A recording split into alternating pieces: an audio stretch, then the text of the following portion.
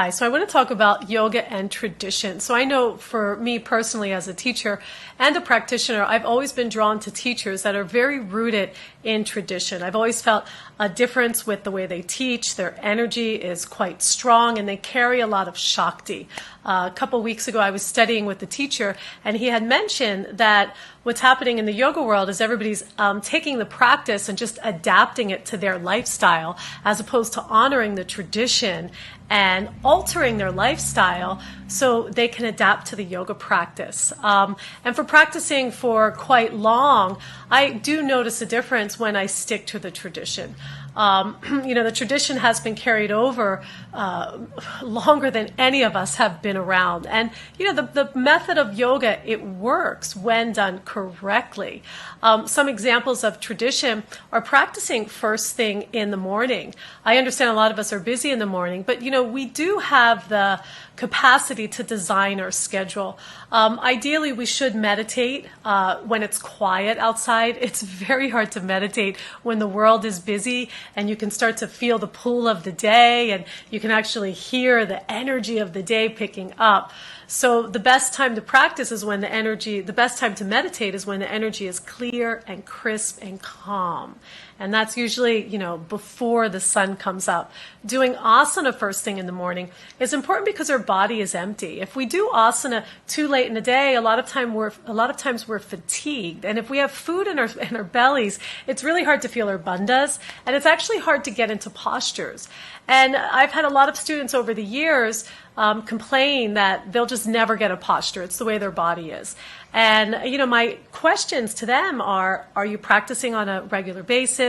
Have you altered your diet? Have you altered your approach to the posture as well, too? Diet and yoga go hand in hand. There's a reason why we're encouraged to have a sattvic diet when we practice yoga. If we're eating foods that are heavy, and also rajasic and stimulating, our body is going to hold on to this toxicity, so it makes it really hard to get into certain postures. Also, pranayama is rooted in tradition. Pranayama is a part of daily practice, just like asana practice is.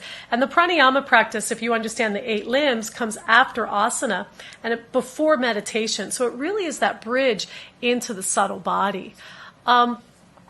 And this idea of consistency. Without consistency, there's no tapas. And tapas is such an important part of really getting deep into your many layers of your being in yoga. And tapas is this idea to meet your resistance. So it's really important that we have a teacher, that a teacher understands our patterns, maybe helps us and encourages us to actually do postures that are challenging for us. So eventually what happens is our ego starts to thin out. If we're adapting the practice according to what works for us, we're operating from the ego.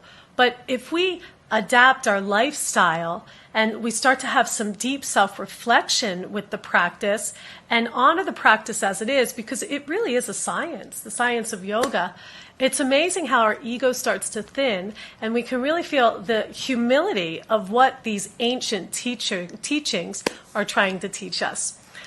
So leave your comments below and let me hear your perspective. Are you adapting the practice to what works for you? Or are you honoring the practice and actually trying to use the practice to create some deep change in your life? Thank you. Namaste.